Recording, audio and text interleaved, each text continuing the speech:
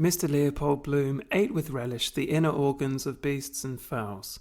He liked thick giblet soup, nutty gizzards, a stuffed roast heart, liver slices fried with crust crumbs, fried hencods roes. Most of all, he liked grilled mutton kidneys, which gave to his palate a fine tang of faintly scented urine. Kidneys were in his mind as he moved about the kitchen softly, writing her breakfast things on the humpy tray. Gelid light and air were in the kitchen, but out of doors, gentle summer morning everywhere made him feel a bit peckish. The coals were reddening. Another slice of bread and butter. 3, 4, right. She didn't like her plateful, right. He turned from the tray, lifted the kettle off the hob, and set it sideways on the fire. It sat there, dull and squat, its spout stuck out. Cup of tea soon. Good. Mouth dry. The cat walked stiffly round a leg of the table, with tail on high. "McNow!" "Oh, there you are," Mr. Bloom said, turning from the fire.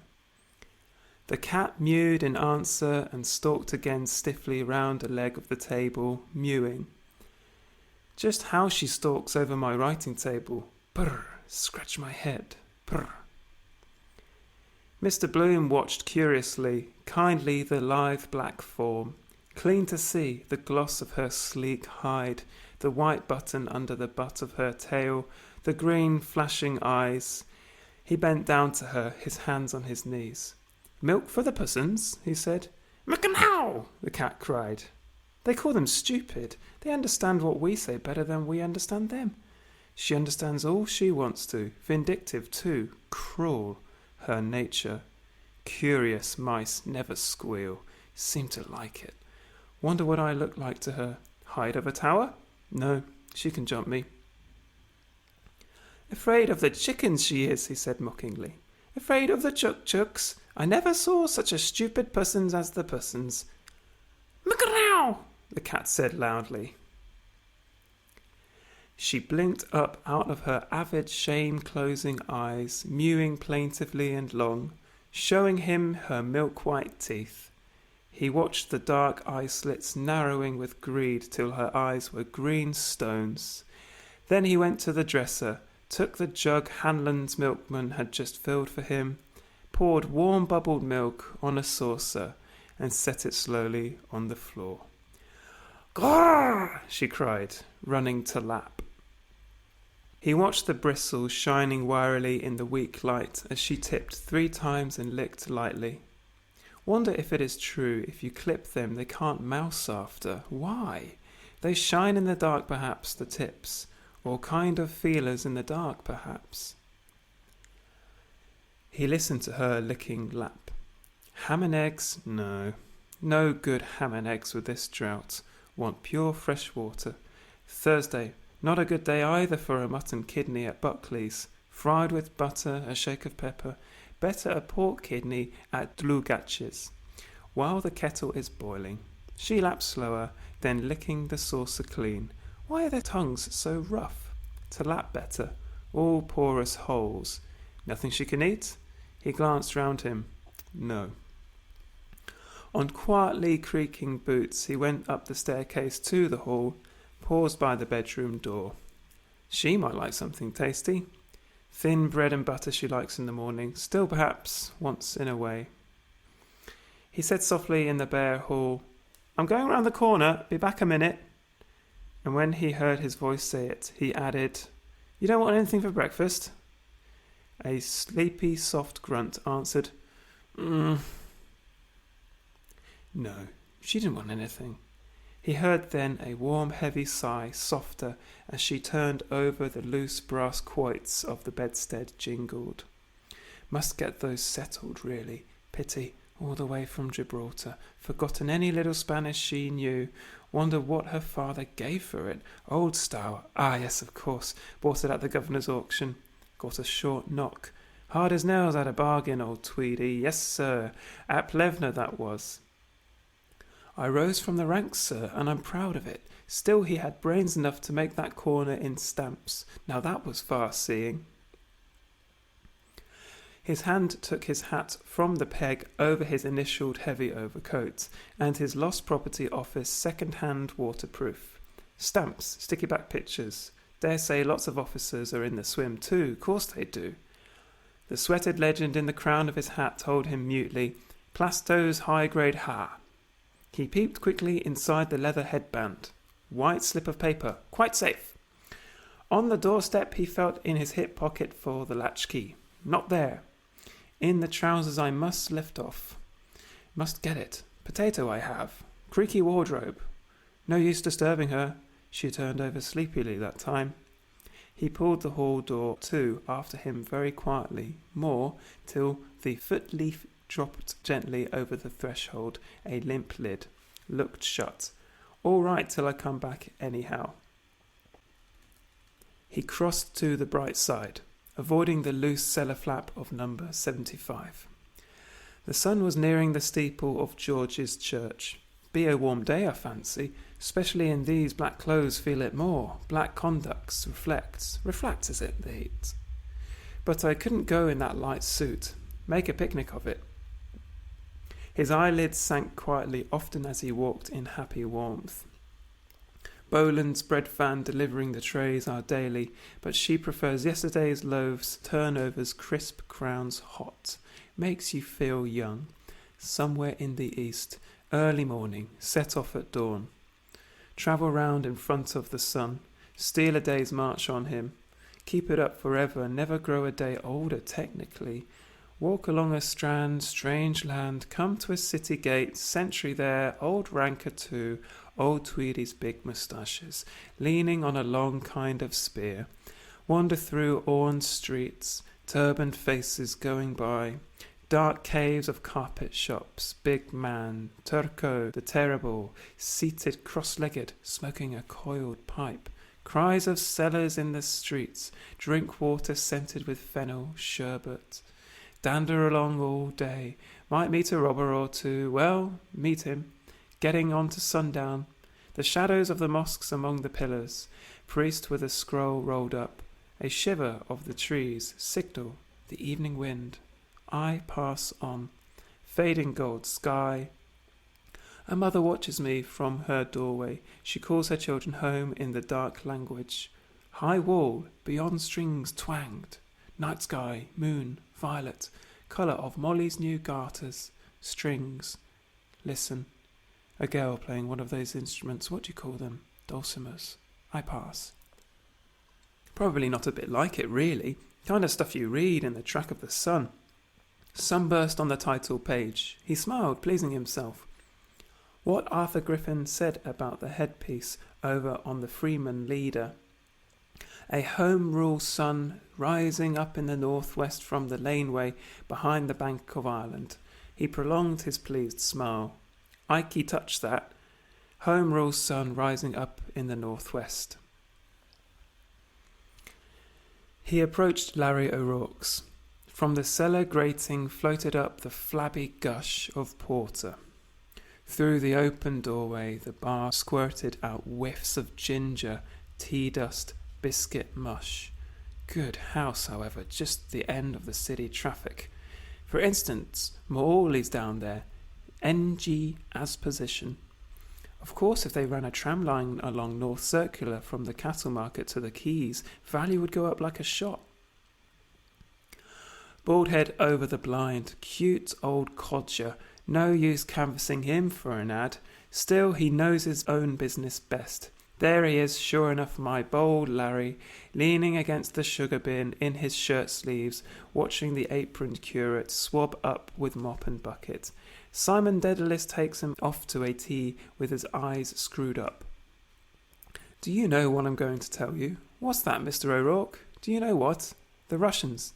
There'd only be an 8 o'clock breakfast for the Japanese. Stop and say a word about the funeral, perhaps. Sad thing about poor Dignam, Mr. O'Rourke. Turning into Dorset Street, he said freshly in a greeting through the doorway, Good day, Mr. O'Rourke. Good day to you. Lovely weather, sir. 'Tis all that.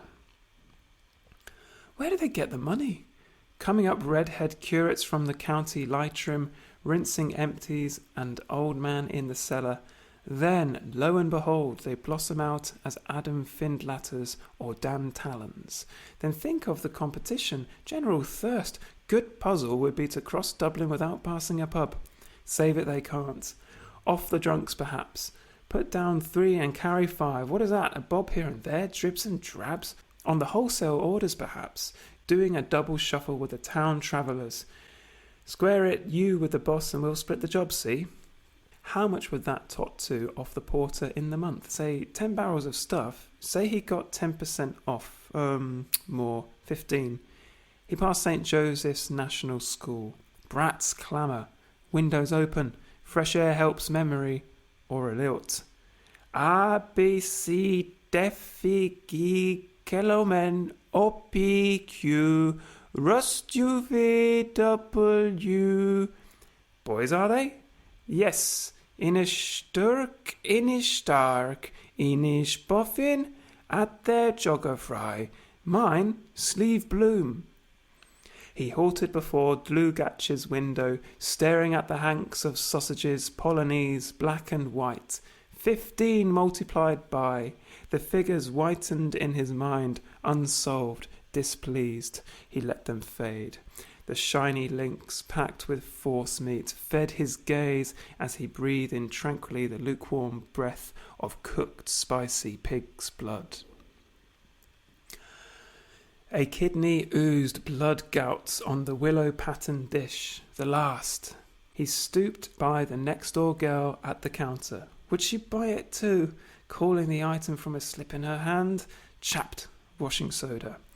And a pound and a half of Denny's sausages. His eyes rested on her vigorous hips. Woods, his name is. Wonder what he does. Wife is oldish.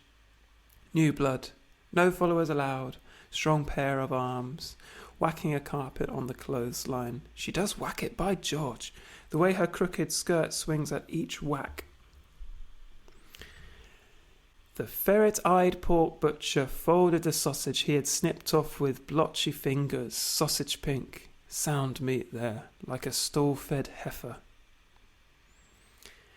He took a page up from the pile of cut sheets. The model farm at Kinnereth on the lake shore of Tiberias. Can become ideal winter sanatorium. Moses Montefiore. I thought he was. Farmhouse, wall round it, blurred cattle cropping. He held the page from him. Interesting. Read it nearer. The title, the blurred cropping cattle, the page rustling. A young white heifer. These mornings in the cattle market, the beasts lowing in their pens, branded sheep flopping full of dung, the breeders in hobnailed boots trudging through the litter, slapping a palm on a right-meated hind quarter. There's a prime one, unpeeled switches in their hands. He held the page aslant patiently, bending his senses and his will, his soft subject gaze at rest. The crooked skirt swinging, whack by whack by whack. The pork butcher snapped 2 sheets from the pile, wrapped up her prime sausages, and made a grimace. Now, my miss, he said. She tendered a coin, smiling boldly, holding her thick wrist out. Thank you, my miss, and 1 shilling 3pence change for you, please. Mr. Bloom pointed quickly. To catch up and walk behind her, she went slowly. Behind her, moving hams. Pleasant to see first thing in the morning. Hurry up, damn it. Make hay while the sun shines. She stood outside the shop in sunlight and sauntered lazily to the right. He sighed down his nose. They never understand. Soda-chopped hands, crusted toenails too, brown scapulars in tatters, defending her both ways. The sting of disregard glowed to weak pleasure within his breast.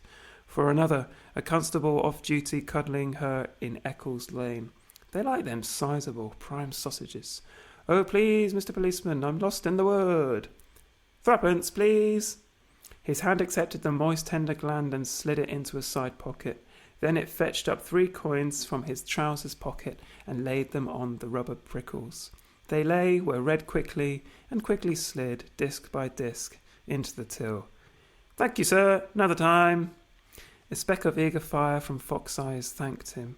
He withdrew his gaze after an instant. No, better not. Another time. Good morning, he said, moving away. Good morning, sir.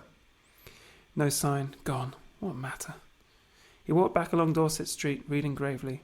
Argendat Netaim, Planters Company. To purchase waste sandy tracts from Turkish government and plant with eucalyptus trees. Excellent for shade, fuel and construction. Orange groves and immense melon fields north of Jaffa. You pay 80 marks and then plant a dunam of land for you with olives, oranges, almonds or citrons. Olives cheaper. Oranges need artificial irrigation. Every year you get sending of the crop. Your name entered for life as owner in the Book of the Union. Can pay 10 down and the balance in yearly instalments. Bleibtreustrasse 34, Berlin, W15. Nothing doing. Still an idea behind it.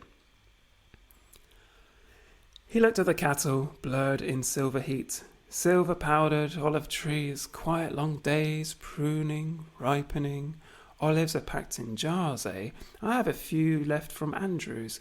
Molly's spitting them out. Knows the taste of them now. Oranges in tissue paper packed in crates. Citrons too. Wonder is poor citron still in St. Kevin's Parade. And Mastiansky with the old scyther. Pleasant evenings we had then. Molly in Citron's basket chair. Nice to hold, cool, waxen fruit, hold in the hand, lift it to the nostrils and smell the perfume. Like that, heavy, sweet, wild perfume. Always the same, year after year. They fetched high prices too, Moisel told me. Arbutus Place. Pleasant street, pleasant old times. Must be without a flaw, he said. Coming all that way. Spain, Gibraltar, Mediterranean, the Levant. Crates lined up on the quayside at Jaffa, chap ticking them off in a book, navvies handing them barefoot in soiled dungarees. There's what you call him out of. How do you... Doesn't see. Chap you know, just a salute, bit of a bore. His back is like that Norwegian captain's. Wonder if I'll meet him today. Watering cart. To provoke the rain, on earth as it is in heaven. A cloud began to cower the sun slowly, holy, grey, far.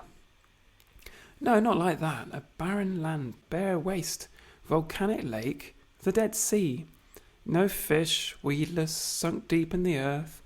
No wind could lift those waves. Grey metal, poisonous, foggy waters. Brimstone, they call it, raining down. The cities of the old plain, Sodom, Gomorrah, Edom, all dead names. A dead sea in a dead land, grey and old. Old now. It bore the oldest, the first race. A bent hag crossed from Cassidy's, clutching a naggin bottle by the neck. The oldest people wandered far away all over the earth, captivity to captivity, multiplying, dying, being born everywhere. It lay there now. Now it could bear no more. Dead. An old woman's, the grey sunken cunt of the world. Desolation. Grey horror seared his flesh. Folding the page into his pocket, he turned into Eccles Street, hurrying homeward.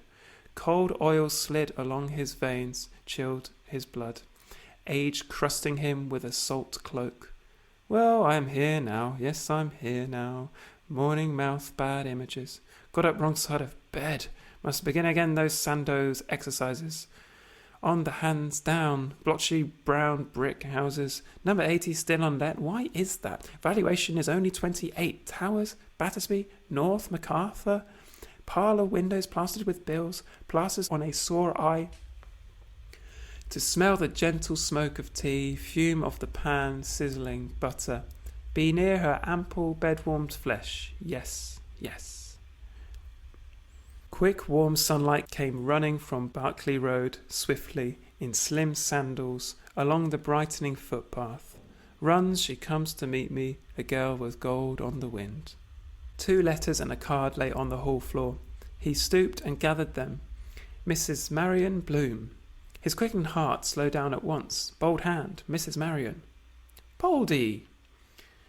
Entering the bedroom, he half closed his eyes and walked through warm yellow twilight towards her tousled head. What are the letters for? He looked at them. Mullinger, Millie. A letter for me from Millie, he said carefully, and a card for you, and a letter for you. He laid her card and letter on the twill bedspread near the curve of her knees. Do you want the blind up? Letting the blind up by gentle tugs halfway, his backward eye saw her glance at the letter and tuck it under her pillow. That do? He asked, turning. She was reading the card, propped up on her elbow. She got the things, she said. He waited till she had laid the card aside and curled herself back slowly with a snug sigh. Hurry up with that tea, she said. I'm parched. The kettle is boiling, he said.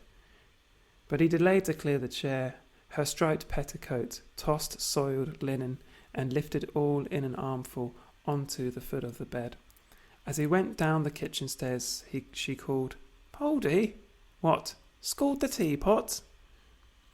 On the boil, sure enough, a plume of steam from the spout.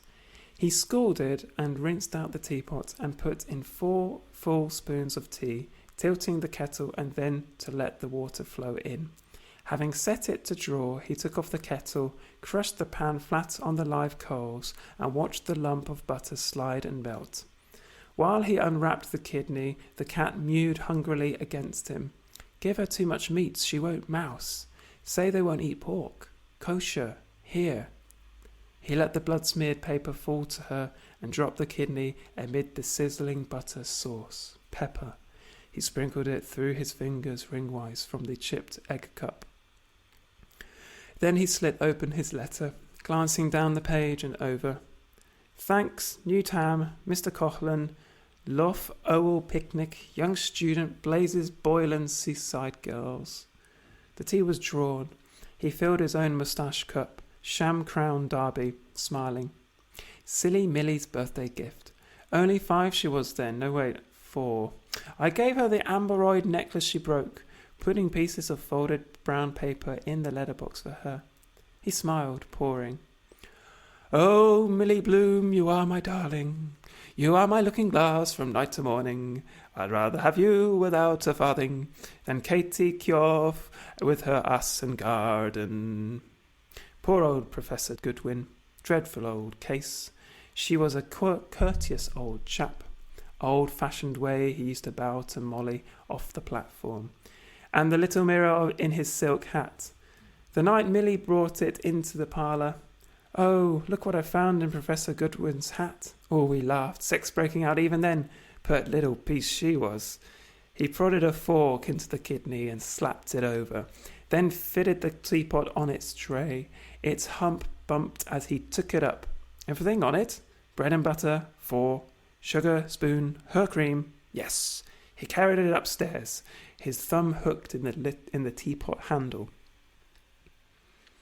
Nudging the door open with his knee, he carried the tray in and set it on the chair by the bedhead.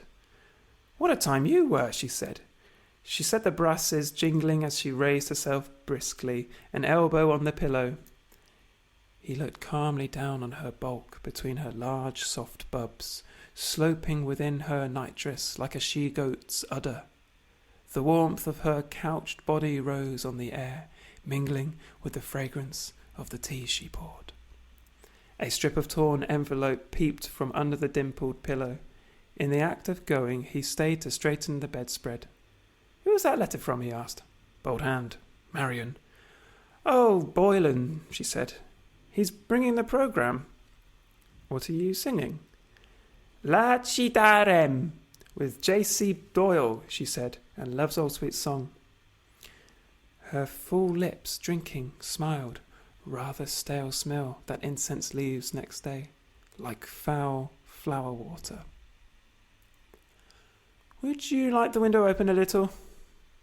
She doubled a slice of bread into her mouth, asking, What time is the funeral? 11, I think, he answered. I didn't see in the paper.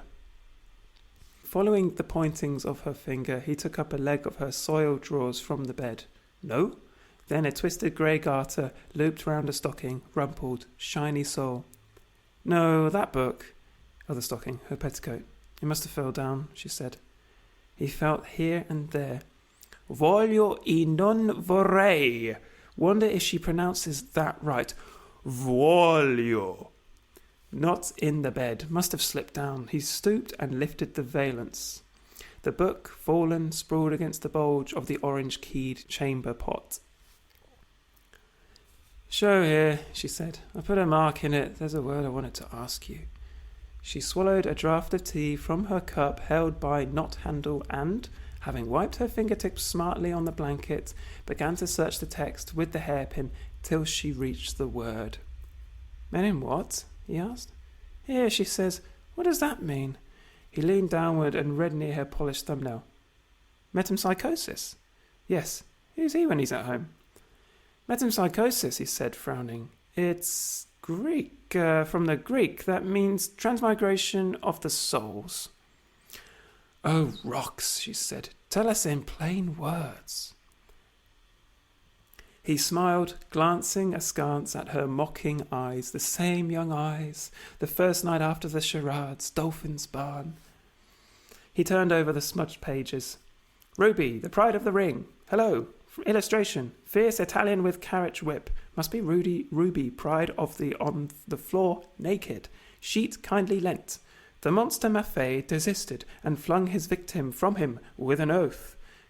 Cruelty behind it all. Doped animals. Trapeze at Hengler's. Had to look the other way. Mob gaping. Break your neck and then we'll break our sides. Families of them. Bone them young so they metempsychosis. That we live after death. Our souls, but a man's soul after he dies, dignum soul. Did you finish it? He asked. Yeah, she said. There's nothing smutty in it. Is she in love with the first fellow all the time? Never read it. Do you want another? Yes, get another of Paul de Kock's. Nice name he has.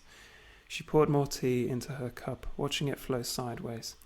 Must get that Capel Street library book renewed, or they'll write to Kearney, my guarantor. Reincarnation, that's the word. Okay, some people believe, he said, that we go on living in another body after death that we've lived before. They call it reincarnation, that we all lived before on the earth thousands of years ago or some other planet. They say we have forgotten it. Some say they remember their past lives. The sluggish cream wound curdling spirals through her tea. Better remind her of the word metempsychosis. An example would be better. An example. The bath of the nymph over the bed. Given away with the Easter number of photo bits. Splendour, masterpiece in art colours. Tea before you put milk in. Not unlike her with her hair down, slimmer. 3 and 6 I gave for the frame. She said it would look nice over the bed. Naked nymphs, Greece, and for instance all the people that lived them. He turned the pages back. Metempsychosis, he said, is what the ancient Greeks called it. They used to believe you could be changed into an animal or a tree, for instance. What they called nymphs, for example. Her spoon ceased to stir up the sugar. She gazed straight before her, inhaling through her arched nostrils. There's a smell of burn, she said. Did you leave anything on the fire? The kidney! He cried suddenly. He fitted the book roughly into his inner pocket and, stubbing his toe against the broken commode, hurried out towards the smell, stepping hastily down the stairs with the flurried stork's legs. Pungent smoke shot up in an angry jet from the side of the pan. By prodding a prong of the fork under the kidney, he detached it and turned it turtle on its back, only a little burnt. He tossed it off the pan onto a plate and let the scanty brown gravy trickle over it. Cup of tea now. He sat down, cut and buttered a slice of the loaf. He shore away at the burnt flesh and flung it to the cat. Then he put a forkful in his mouth, chewing with discernment the toothsome, pliant meat, done to a turn, a mouthful of tea. Then he cut away dies of bread, sopped one in the gravy, and put it in his mouth. What was that about some young student and a picnic? He creased out the letter at his side, reading it slowly as he chewed, stopping another die of bread in the gravy and raising it to his mouth. Dearest Papli, thanks ever so much for the lovely birthday present. It suits me splendid. Everyone says I'm quite the belle in my new tam. I got Mummy's lovely box of creams and am writing. They are lovely. I am getting on swimming in the photo business now.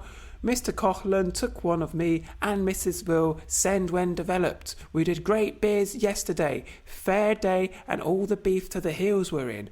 We are going to Lough Owel on Monday with a few friends to make a scrap picnic. Give my love to Mummy and to yourself a big kiss and thanks. I hear them at the piano downstairs. There is to be a concert in the Grenville Arms on Saturday. There is a young student comes here some evenings named Bannon. His cousins or something are big swells and he sings Boylan's.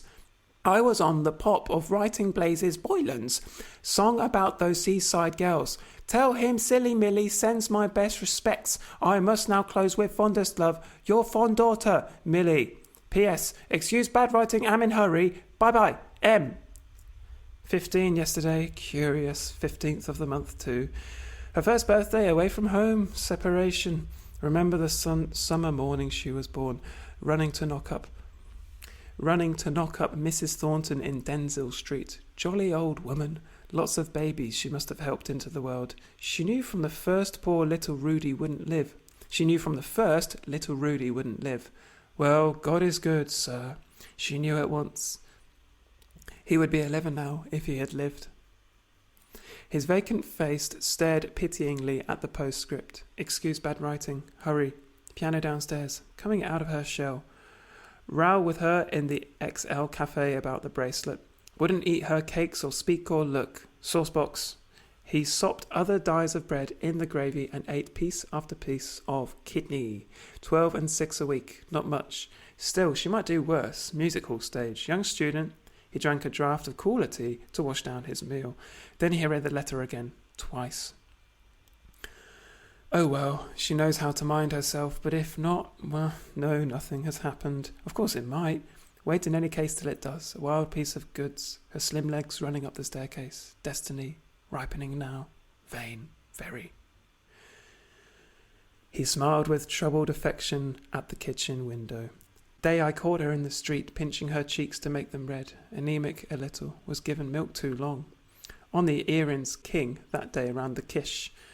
Damned old tub pitching about, not a bit funky. Her pale blue scarf loose in the wind with her hair. All dimpled cheeks and curls, your head, it simply swirls. Seaside girls, torn envelope, hands stuck in trousers pocket, Jarvey off for the day, singing. Friend of the family, swirls, he says. Pier with the lamps, summer evening, band. Those girls, those lovely seaside girls. Millie too, young kisses, the first. Far away now past, Mrs. Marion, reading, lying back now, counting the strands of her hair, smiling, braiding. A soft qualm, regret, flowed down his backbone, increasing. Will happen, yes, prevent, useless, can't move. Girls' sweet, light lips, will happen too. He felt the flowing qualm spread over him. Useless to move now. Lips kissed, kissing, kissed. Full glowy of woman's lips. Better where she is down there, away, occupy her. Wanted a dog to pass the time. Might take a trip down there. August bank holiday, only 2 and 6 return. 6 weeks off, however. Might work a press pass. Or through McCoy.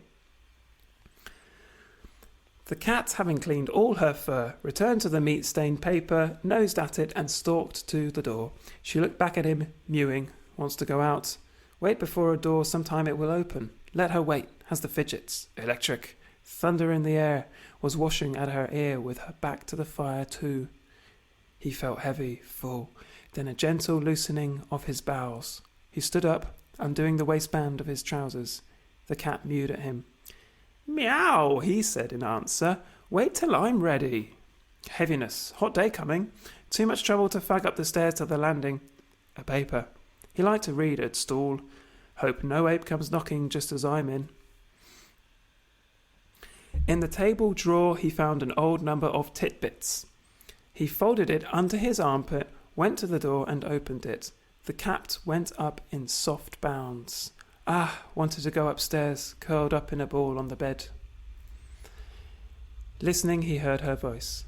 Come, come, pussy, come. He went out through the back door into the garden, stood to listen towards the next garden. No sound.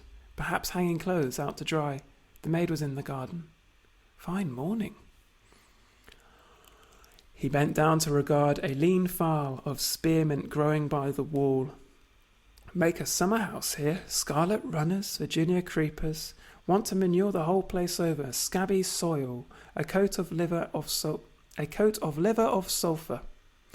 All soil like that without dung. Household slops.